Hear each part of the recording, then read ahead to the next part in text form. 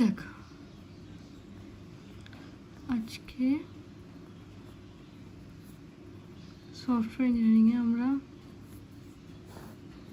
পড়বো হলো, আগে আমরা লাস্টে মডেলগুলো কী কী পড়েছি, আমরা মডেলগুলো পড়েছি হলো কী কী বল, আমরা পড়েছি ওয়াটারফল, তারপরে ইটারেটিভ ওয়াটারফল পড়েছি, আর কি কি পড়েছি, আর পড়েছি আমরা হচ্ছে প্রোটোটাইপিং মডেল পড়েছি, এভলিউশনারি মডেল পড়েছি, তাই তো। আজকে যেটা পড়বো সেটা হচ্ছে স্পাইরাল মডেল। দেখ মডেলটা কেমন হয়।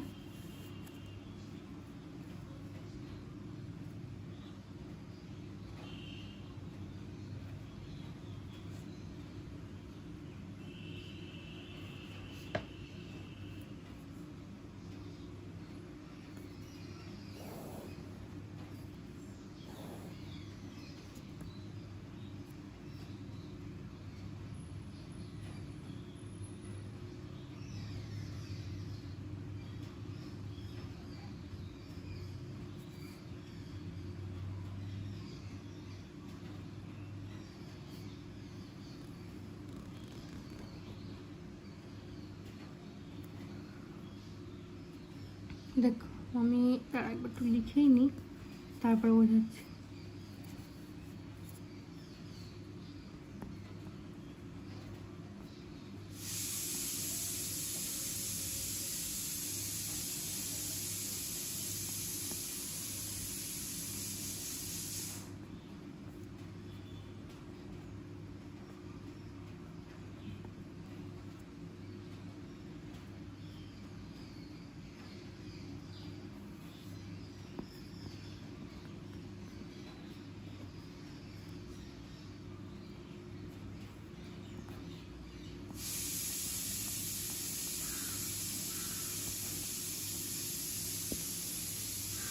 দেখ আমাদের এটা স্পাইরাল মডেল কেন বলা হয়, কারণ এটা স্পাইরালের মতো ঘুরতে থাকে।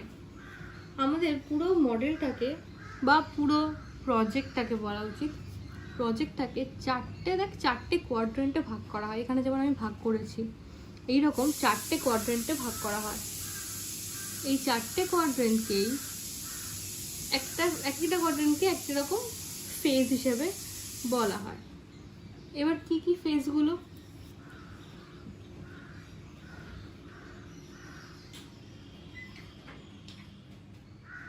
ফেজগুলো হলো, দেখ নাম্বার 1 ফেজ যেটা, সেটাকে আমরা বলছি প্ল্যানিং। ফার্স্ট কোয়াড্রেন্টটা তার মানে আমাদের হচ্ছে প্ল্যানিং। যেটা সেকেন্ড সেটাকে বলছি রিস্ক অ্যানালিসিস। নাম্বার 2 যেটা থার্ড, সেটাকে কি বলছি, সেটাকে বলছি আমরা ডেভেলপ বলছি। আর ফোর্থ যেটা, সেটাকে বলছি ইভ্যালুয়েশন। দেখ তাহলে যদি আমরা ফার্স্ট থেকে যাই, ফার্স্টেরটা হচ্ছে প্ল্যানিং, তাই তো। প্ল্যানিং বলতে যেটা বলা হচ্ছে সেটা হলো ডিটারমিন অবজেক্টিভস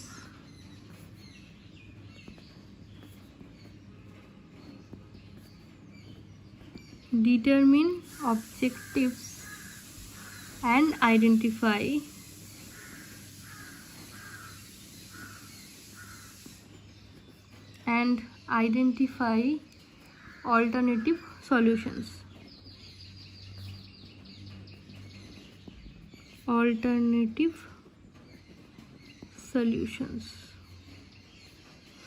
তাহলে প্ল্যানিং ফেজ যেটা বা কোয়াড্রেন্টটা, সেখানে কি করা হচ্ছে, সেখানে প্ল্যান করা হচ্ছে যে প্রজেক্টটা নিয়ে কি কি করা হবে। এবার দেখ তাই জন্য বলছে যে প্ল্যানিং ফেজে আমরা কি কি করি, প্ল্যানিং ফেজে আমরা করি ডিটারমিন অবজেক্টিভস। এবার অবজেক্টিভ বলতে কি, অবজেক্টিভ বলতে ধর আমি যে প্রজেক্টটা কাজ করবো বলে নিয়েছি বা নিতে চলেছি, সেই প্রজেক্টটাতে কি ফ্যাক্টরস আছে। অবজেক্টিভ বলতে এখানে কি ফ্যাক্টরস বা যেগুলোকে আমাকে মেনলি করতে হবে। মানে ধর চারটে মানে মেইন 4টে পয়েন্ট কি মেইন 5টা পয়েন্ট, যে পয়েন্টগুলোতে আমাকে অ্যাকচুয়ালি কাজটা করতে হবে, সেটাকে আমরা অবজেক্টিভস বলি।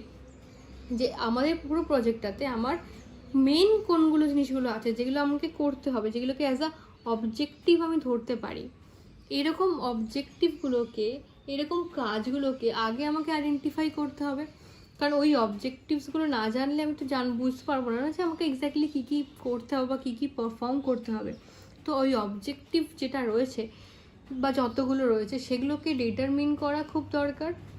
কারণ সেটা থেকে আমি তারপর সেই অবজেক্টিভগুলোকে বা সেই আমার যে মেন ক্রাইটেরিয়া বা বলিস রিকোয়ারমেন্টস যাই বলিস না কেন, সেগুলোকে সেইভাবে আমাকে প্ল্যান করতে হবে যে আমি সেগুলোকে কীভাবে এক্সিকিউট করতে চাই বা সেগুলোকে কীভাবে আমি বানাতে চাই। সেই পুরো জিনিসটাই কিন্তু আমার ওই দেখ, আমি যে প্ল্যানিংটা করব যে সফটওয়্যারটা বানানোর জন্য, সেই প্ল্যানিংটা করব কিসের উপর, আমার যে যেগুলো আমি বানাতে চাই, তাই না, বা যে আমার কাস্টমারের কাছে যে রিকোয়ারমেন্টসগুলো আছে সেই রিকোয়ারমেন্টসগুলো দিয়ে, সেই রিকোয়ারমেন্টসগুলোকে নিয়েই তো আমি আমার প্রজেক্টটা বানাবো। তো সেই প্রজেক্টটা বানানোর জন্য যেগুলো আমার কি ফ্যাক্টরস, সেই কি ফ্যাক্টরসগুলোকে আমাকে আগে জেনে নিতে হবে। তাহলে কারণ ওটা জেনে রাখলেই আমি আমার পুরো ক্লিয়ার একটা ধারণা পাবো যে আমাকে ঠিক কী কী করতে হবে বা আমার কাছ থেকে কি এক্সপেক্টেড আছে, কাস্টমার কি ঠিক চাইছে আমার কাছ থেকে। সেই জিনিসটা আমাকে বুঝতে হলে আমাকে কি ফ্যাক্টরগুলোকে সবার আগে জানতেই হবে। কারণ কি ফ্যাক্টর দিয়েই তুই প্রজেক্টটাকে বেসিক্যালি কি বলা উচিত, মানে বেসিক্যালি প্রজেক্টটাকে ওইভাবেই ডিজাইন করা হবে বা ওভাবেই আমরা আরও এগোবো আর কি, কীভাবে কী করা যায় সেগুলো ভাববো। তাহলে কি ফ্যাক্টরসগুলো হচ্ছে একটা মেন পয়েন্ট, যে আগেই আমি কি ফ্যাক্টরগুলোকে দেখে নিলাম সব কটা রিকোয়ারমেন্টগুলো থেকে যে এই জিনিসগুলো আমাকে বানাতে হবে। তাহলে কি ফ্যাক্টরটা আমার ডিটারমিন করা হয়ে গেল। এবার আমি করব আইডেন্টিফাই অল্টারনেটিভ সলিউশনস। এবার দেখ, এবার আমি কি করব, এবার যখন আমাকে চেক করতে হবে যে এই যে কি ফ্যাক্টরগুলো দিয়ে আমাকে যে প্রজেক্টটা বানাতে দিচ্ছে, সেই প্রজেক্টটা বানানোর জন্য আমি কীভাবে জিনিসটা বানাতে পারি বা সফটওয়্যারটা কোনভাবে বানিয়ে উঠতে পারবো বা কিভাবে বানাতে পারবো, সেই যে একটা সলিউশন বার করা, সেই সলিউশনসগুলো একটা নয়, শুধুমাত্র একের অনেক বেশি হতে পারে। যে কতগুলো সলিউশনস হতে পারে, দেখ আমার কাছে যখন যদি বেশি অপশন না থাকে, তাহলে আমি ব্যাপারটা ইভ্যালুয়েটও করতে পারবো না যে কোন অপশনটা বা কোন ওয়েতে কাজটা করলে আমার কাজটা ইজি হবে বা আমার জন্য ইজি হবে বা আমার জন্য প্রফিটেবল হবে, কোন সলিউশনটা নিলে আমার জন্য প্রফিটেবল হবে। মানে ধর আমার কাছে যদি মানে ধর একটা যে প্রজেক্টটা বা সফটওয়্যারটা জাভা দিয়ে করলে খুব সুবিধা হবে, কারণ আমি অলরেডি জাভার উপর অনেক প্রজেক্টস করেছি। তাই জাভাতে প্রজেক্ট করার জন্য যা সফটওয়্যার দরকার সেগুলোর লাইসেন্স আমার কাছে অলরেডি করা আছে, নতুন করে আমাকে লাইসেন্স কিনতে হবে না, বা মেমোরি স্পেস আমার কাছে কেনা রয়েছে, হোয়াট এভার এই টাইপের জিনিসপত্রগুলো, মানে যেগুলোর জন্য ধর আমার খরচটা কমবে বা যেগুলো আমার কাছে প্রিভিয়াসলি আছে সেইগুলোর জন্য সেরকম কিছু যদি আমি সেরকমভাবে যদি আমি সলিউশন বার করতে পারি, তাহলে হয়তো আমার ক্ষেত্রে অনেকটা লাভ, প্রফিটেবল বলতে পারি আমি। কারণ আমি তো কাস্টমারকে বলবো না যে দেখুন আমার কাছে কিন্তু লাইসেন্স করা আছে, তা আপনি কম টাকা দেবেন, সেটা তো আর কেউ বলে না। কারণ আমি যখন এস্টিমেট করবো আমি তাকে বলেই করবো যে হ্যাঁ আমার কিন্তু এটা লাগবে, ওটা লাগবে, সেটা লাগবে করার জন্য। কিন্তু ফাইনালি দেখ, আমি যখন কিছু একটা কাজ করতে চাইছি তখন তো আমি প্রফিট দেখবোই, তাই না, যে আমার এই কাজটা করলে কীরকম কী প্রফিট আসবে। তো আমি সবসময় চেষ্টা করব সেই কাজটা করার কোন দিক থেকে প্রফিটটা দেখে করার কাজটা চেষ্টা করব। তাই জন্য আমার সলিউশনস, ধর অনেকগুলো সলিউশন বেরোতে পারে, একটা জিনিসকে অনেকভাবে বানানো যেতে পারে, কিন্তু সেই বানানোগুলোর মধ্যে কোনটা বেটার হবে, কোন সলিউশনটা নিলে আমি ঠিকঠাক পারফর্ম করতে পারবো, সেটা আমাকে চেক করতে হবে। সেটা চেক করে আমাকে পারফর্মটা করতে হবে। বা ধর অনেকগুলো সলিউশনস আছে আমার কাছে, সেই সলিউশনসগুলোর মধ্যে আমি সেই একটা সলিউশনকে বেছে নেব যেটা আমার কাছে মোস্ট প্রফিটেবল সলিউশন বলে মনে হবে, সেরকম একটা কাউকে বেছে নেব, তাই তো। তাহলে সেইভাবে আমি আমার সলিউশনসগুলোকে আইডেন্টিফাই করে নেব, অল্টারনেটিভ সলিউশনস কী পাচ্ছি না পাচ্ছি। তাহলে প্ল্যানিং ফেজে আমি ঠিক এই কাজটুকুই করবো, যে আমার অবজেক্টিভগুলোকে আমি ডিটারমিন করে নিলাম, আর আমার আইডেন্টিফাই হয়ে গেল অল্টারনেটিভ সলিউশনস, যে কী সলিউশনস আমি পাচ্ছি, সেই সলিউশনসগুলোর থেকে আমি আমার কাছে প্রফিটেবল কোনটা হচ্ছে এই জিনিসটা। তাহলে সেটা আমার হয়ে গেল। তোর প্ল্যানিং ফেজে আমি এই জিনিসটাকে পুরো কমপ্লিট করে নিচ্ছি। এবার দেখ, হ্যাঁ কীভাবে কাজটা হচ্ছে সেটা আমি পরে বলছি, কিন্তু কোন কোন ফেজে কী কী করছি সেটা একবার বলে নিই। তারপরে ফেজ ধর হচ্ছে রিস্ক অ্যানালিসিস, তাই তো? রিস্ক অ্যানালিসিসে আমি কী করছি? রিস্ক অ্যানালিসিসে তো নাম শুনেই বুঝতে পারছিস আমি কী করছি, আইডেন্টিফাই করছি অ্যান্ড রিজলভ করছি। Identify and resolve risks. তো দেখ আমি এখানে কি করছি, তাহলে আইডেন্টিফাই ধর আমার প্রজেক্টটা করতে গিয়ে আমার কাছে কিছু রিস্কস আসছে কি না সেটা আমাকে আইডেন্টিফাই করতে হবে সবার আগে। যে ধর তুই যে সলিউশনটা নিয়েছিস সেই সলিউশনটা করতে গেলে আমি দেখ আমার যদি রিস্ক পরে আসে তাহলে আমার পক্ষে অসুবিধে। ইনিশিয়াল স্টেজ থেকে আমি যদি রিস্কগুলোকে জেনে নিই আর সেই অনুযায়ী অ্যাক্ট করি তাহলে সেটা অনেক বেশি মানে ফ্রুটফুল হবে, কারণ আমি রিস্কগুলোকে জানছি, জেনে সেগুলোকে রিজলভ করে রাখছি। তাহলে আমার পরের ফেজটাতে আমি সব আমার রিস্কগুলোকে আইডেন্টিফাই করছি। রিস্ক বলতে কীরকম রিস্ক, ধর মেমোরির রিস্ক হতে পারে একটা, মানে আউট অফ মেমোরি যাতে আমার না হয়ে যায়। ধর আমি প্রজেক্টটা বানানো শুরু করে দিলাম, তারপর দেখছি আমার কাছে স্পেস নেই, আমাকে স্পেস কিনতে হবে বা ক্লাউডে স্পেস কিনতে হবে। মানে এই জিনিসগুলো তো আমাকে যদি হঠাৎ করে আসে আমার কাছে, তাহলে সেটা আমার কাছে হঠাৎ করে আসা মানে একটা শকিং ব্যাপার, তাই না? বা তার জন্য আমার কাজটাও কিছু থেমে যেতে পারে কোনো কারণে। তো সেইটা যদি আমি আগে থেকে ভেবে রাখি বা আগে থেকে ক্যালকুলেট করে রেখে জিনিসটাকে রেডি করে রাখি তাহলে সেটা আমার ক্ষেত্রে অনেক বেশি ইজি হয়ে দাঁড়াবে। তো এই টাইপের যদি আরও কোনো রিস্ক থেকে থাকে, ওই যেমন ধর লাইসেন্সের কথা বললাম, যে এমন নয় তো আমার 1 মাস পর লাইসেন্স শেষ হয়ে যাচ্ছে, আমি ভাবছি এখন তো আমার লাইসেন্স আছে, কিন্তু সেটা আমাকে চেকও করতে হবে না যে আমার লাইসেন্স শেষ হয়ে যাচ্ছে কিনা, কোনো সার্টিফিকেশানের ইস্যু হচ্ছে কিনা, আমি যেখানে বানাচ্ছি যেখানে হোস্ট করব সেখানে সার্টিফিকেশানের কোনো ইস্যু হবে কিনা। মানে এরকম প্রচুর রিস্ক হতে পারে যে রিস্কগুলোকে আমাকে চেক করতে হবে যে এই রিস্কগুলো হচ্ছে কিনা। তো সেই রিস্কগুলোকে আমাকে চেক করে নিতে হবে, এই রিস্কগুলোকে আগে আইডেন্টিফাই করে, আর যদি রিস্কগুলো আমি খুঁজে পাই তাহলে সেগুলোকে আমাকে রিজলভ করে নিতে হবে। তাই জন্য এইটা রিস্ক অ্যানালিসিস করার জন্য আমি একটা পুরো আলাদাই ফেজ রাখছি যেখানে আমি রিস্কগুলোকে অ্যানালিসিস করব। আচ্ছা, পরের পার্ট ডেভেলপ পার্ট, মানে তো বুঝতেই পারছিস নাম শুনে যে এখানে আমি কি করি, আমি ডেভেলপ করি, আমি সফটওয়্যারের ডেভেলপমেন্টটা করি।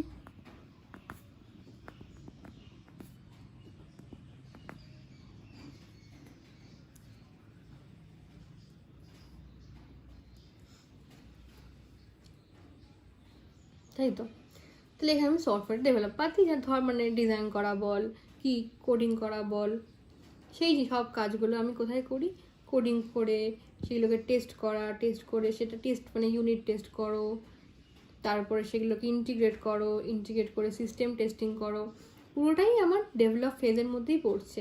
কারণ ডেভেলপ ফেজের মধ্যে মানে তুই সফটওয়্যারটাকে ডেভেলপ করছিস, সেই জন্য এই সব জিনিসগুলোই তোর ডেভেলপ ফেজের মধ্যে চলে আসছে। তাহলে ডেভেলপ ফেজের মধ্যে ধর তুই এই কাজগুলো করে রাখলি, যে পুরো সফটওয়্যারটা তৈরি হয়ে গেল ডেভেলপ ফেজের মধ্যে। তারপরে চলে যাচ্ছি আমি ইভ্যালুয়েশনে।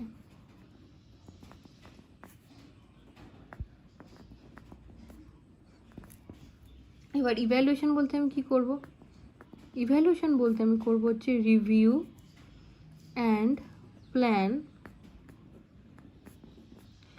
For the next phase. Review তো আমাকে করতেই হবে, কারণ আমি যখন যেটা বানিয়েছি, আমি যখন আমার প্রজেক্টটা বানাচ্ছি বা সফটওয়্যারটা বানাচ্ছি সেটা রিভিউ করতেই হবে আমাকে। রিভিউ করলাম, রিভিউ করে plan for the next phase.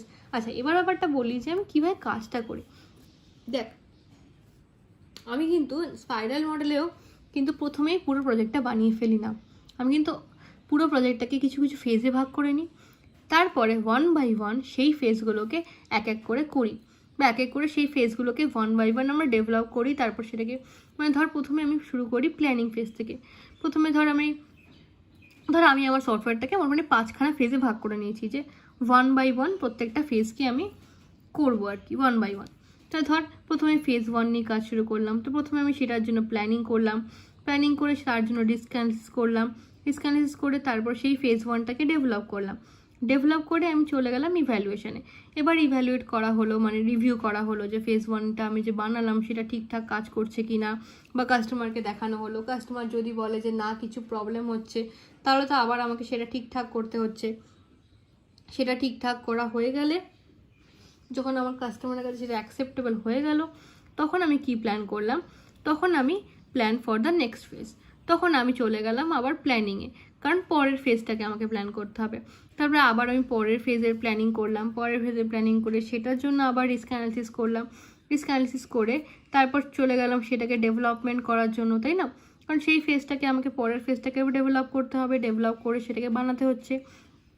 তারা ডেভেলপ চলে গিয়ে ডেভেলপ যখন কমপ্লিট হয়ে গেল, আমি চলে গেলাম ইভ্যালুয়েশনে। আবার ইভ্যালুয়েট করলাম সেটাকে, যে ঠিকঠাক হলো কি হলো না, এই সব করে আমি ইভ্যালুয়েট করলাম। তার মানে ইভ্যালুয়েট করে তারপর আবার আমি কি প্ল্যান করব নেক্সট ফেজের জন্য। তাহলে এইভাবে একটা স্পাইরালের মতো কিন্তু আমার এটা ঘুরতে থাকবে। কতক্ষণ ঘুরবে, যতক্ষণ আমার ফেজটা শেষ না হয়ে যাচ্ছে। যতক্ষণ আমার কি হচ্ছে, আমার যতগুলো ফেজ আমি বানাবো ভেবেছিলাম, ততগুলো ফেজ যতক্ষণ আমার শেষ না হয়ে যাচ্ছে, ততক্ষণ আমি এইভাবে স্পাইরাল মডেল হিসেবে স্পাইরালি ঘুরতে থাকছি। ঠিক আছে, তাহলে এইভাবে আমার প্রজেক্টটাতে পুরো কাজটা আমি করছি। এবার ধর যদি আমি জানতে চাই যে আমার ধর যে কোনো একটা টাইমে কোনো একটা প্রজেক্টের at any point of time, ধর আমি জানতে চাইলাম যে আমার প্রজেক্টে এত দূর প্রজেক্টটা চলার ফলে কতটা কস্ট হয়েছে বা কতটা কস্ট আমার লেগেছে। ঠিক আছে, তখন আমি কি দেখব, তখন আমি স্পাইরালটার জন্য রেডিয়াস বার করব। ঠিক আছে, স্পাইরালে কি করব, রেডিয়াস বার করব। কারণ স্পাইরালের রেডিয়াস দিয়ে আমি কি চেক করি, স্পাইরালের রেডিয়াস যদি তুই যে কোনো একটা পজিশনে যদি স্পাইরালটার রেডিয়াস বার করিস, তাহলে আমি বলতে পারবো যে ওই পয়েন্ট অফ টাইমে আমার কস্ট হয়েছে এত। কারণ এই রেডিয়াসটাই আমার কস্টটাকে ডিটারমিন করছে। ঠিক আছে,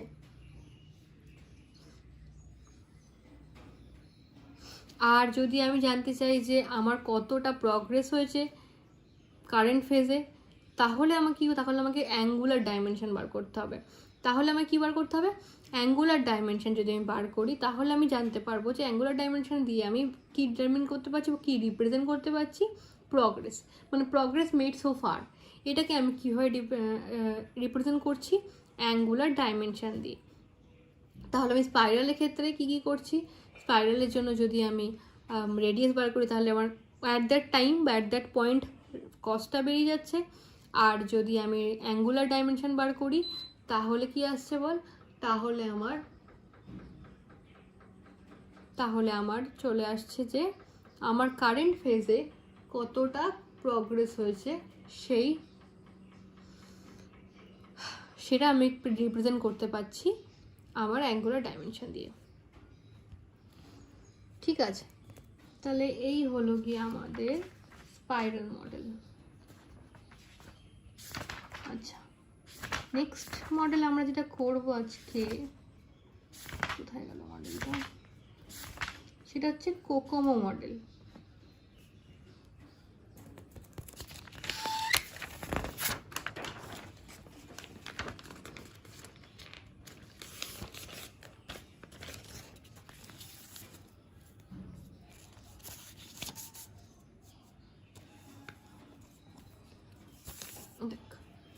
কি বলছি, মডেলটা হলো কোকোমো মডেল। লিখে দিচ্ছি ব্যাপারটা আমি।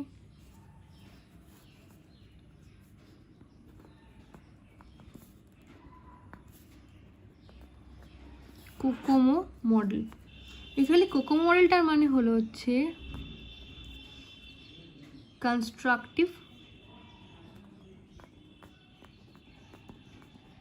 Constructive cost estimation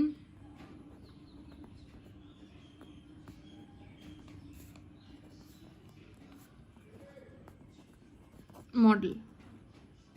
constructive cost estimation মডেলই হচ্ছে আমার কোকোমো মডেল। এই মডেলটার আবার আমাদের বেসিক্যালি খুব বেশি শিখতে হবে না, মানে মডেলে কীভাবে কাজ করে সেটা শিখতে হবে না।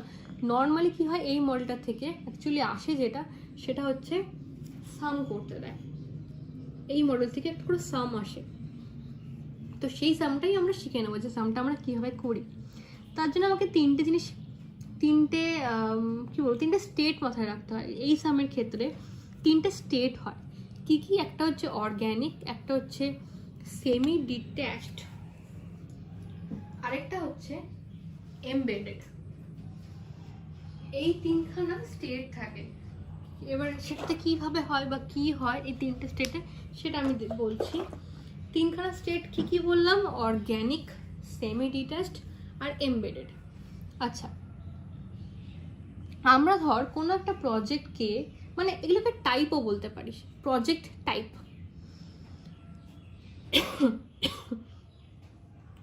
যে ধর আমি কোনো প্রজেক্টকে অর্গ্যানিক টাইপ বলবো কখন? যখন ধর সেই প্রজেক্টে এমন লোকজন কাজ করছে যারা হয়তো সেই অ্যাপ্লিকেশনের প্রোগ্রামিং নিয়ে খুব ভালো জানে। মানে ধর ওই প্রজেক্টে যে লোকগুলো কাজ করে তারা ওই প্রোগ্রামিং নিয়ে খুব ভালো জানে, আর প্রজেক্টের টিমটা খুব ছোট, আর সবাই হচ্ছে এক্সপিরিয়েন্সড মেম্বার্স। দেখ, কাজটা খুব ভালো করে জানে, তার মানে তারা সবাই হচ্ছে এক্সপিরিয়েন্স মেম্বার্স, তাই না? Experience members. আর যে টিমটা কাজ করে সেই টিমটা, মানে ডেভেলপমেন্ট টিমের সাইজটা হচ্ছে স্মল। তাহলে এইরকম টাইপ অফ প্রজেক্টকে আমরা কি বলবো? অর্গ্যানিক প্রজেক্ট বলবো। ঠিক আছে, তারপরে আসছে কি? Semi detached. এখানে বলতে পারিস যে এখানে হচ্ছে একটা মিক্সচার। এইখানে টিমে ধর এই টিমের মধ্যে যে লোকগুলো থাকে তারা ধর মানে এক্সপিরিয়েন্সড আর ইনএক্সপিরিয়েন্সডের মিক্সচার থাকছে। তার মানে কিছু ধর এক্সপিরিয়েন্স লোক থাকছে, কিছু ধর ইনএক্সপিরিয়েন্স লোক থাকছে। তো তাদেরকে ধর ইনএক্সপিরিয়েন্সড লোকদের আমাকে শিখিয়ে নিতে হচ্ছে, বাট যেহেতু এক্সপিরিয়েন্স লোক তাদের অসুবিধা হচ্ছে না, কারণ তাদেরকে শিখিয়ে দেওয়া যেতে পারছি সেই জন্য। তাহলে এই টাইপের টিমটাকে বা এই টাইপের যে প্রজেক্ট তাকে কি বলছি আমি? Semi detached type.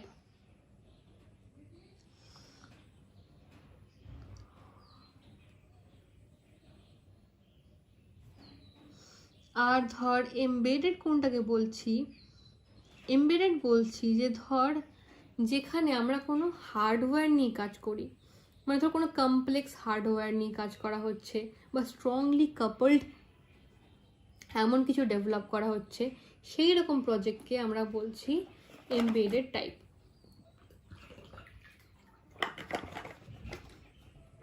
ঠিক আছে, তাহলে এই হলো তিনটে টাইপ।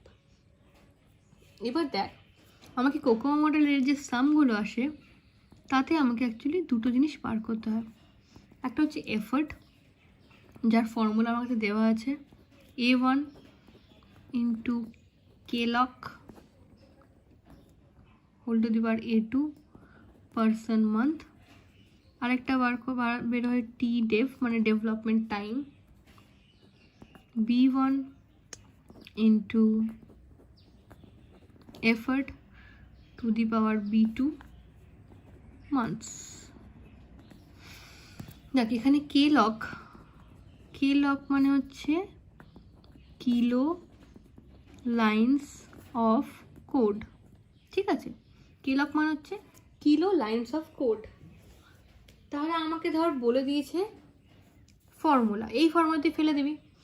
এবার দেখ, যেটা এখানে দরকার সেটা হচ্ছে A1 A2 আর B1 B2, এই ভ্যালুগুলো আমাকে দরকার, তাই না, এই ফর্মুলায় ফেলার জন্য। এবার এই ভ্যালুগুলো আমার কাছে আছে, কিন্তু ব্যাপারটা হচ্ছে আমাকে সেগুলোকে মনে রাখতে হবে, কারণ অর্গ্যানিকের জন্য ডিফারেন্ট,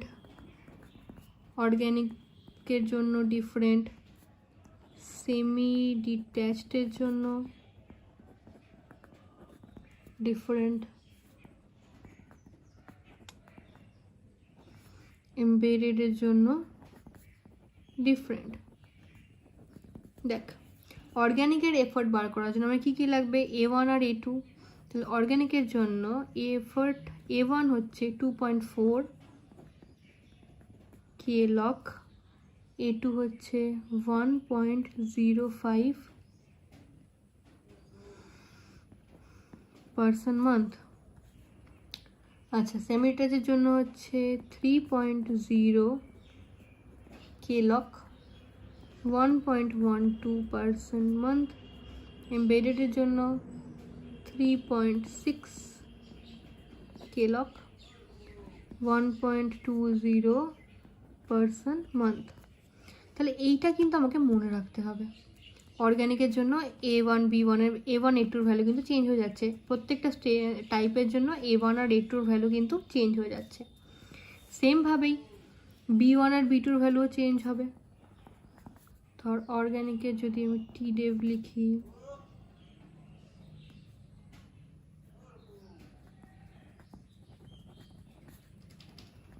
সেমি ডিট্যাচডের জন্য TDEV লিখি,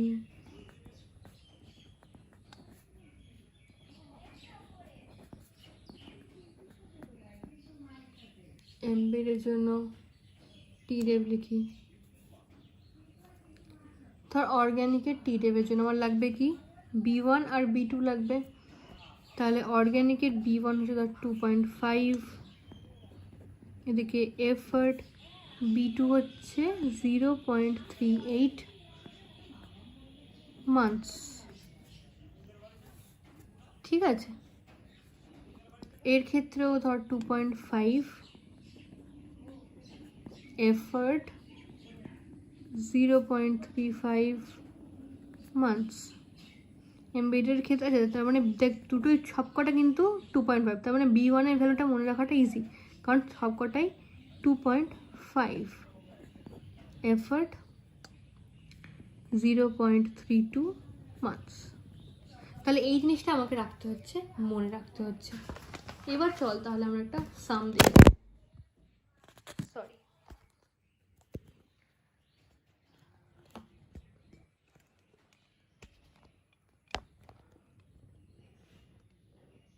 আচ্ছা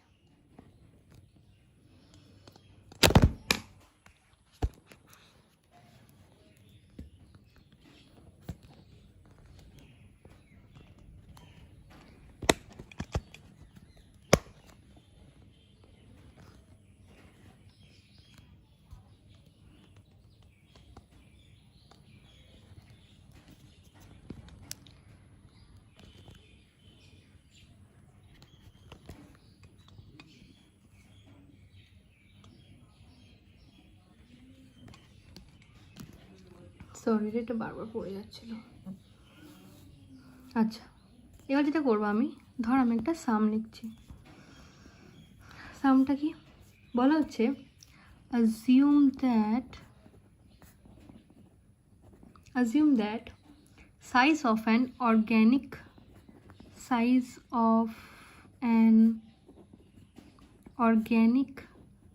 type software। তাহলে অর্গানিকটাকে আমাকে বলে দিয়েছে আগে থেকে, তাহলে সেই হিসাবে আমি চেকগুলো করবো, ভ্যালুগুলো বসাবো। Software product, organic type software product has been estimated to be 32,000 lines of source code। Assume that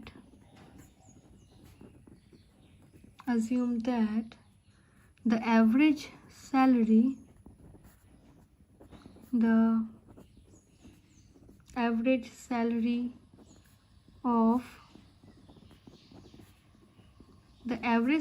of software developers rupees 15,000 per month। ঠিক আছে, বলছে determine the effort required and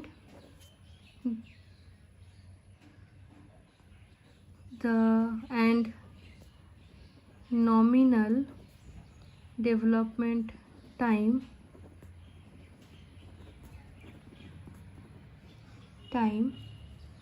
and the cost to develop the product. ঠিক আছে, দেখ তাহলে কোশ্চেনটা কি বলেছে, assume that size of an organic type software product has been estimated. তাহলে অর্গানিক টাইপ বলে দিচ্ছে, তাই তো?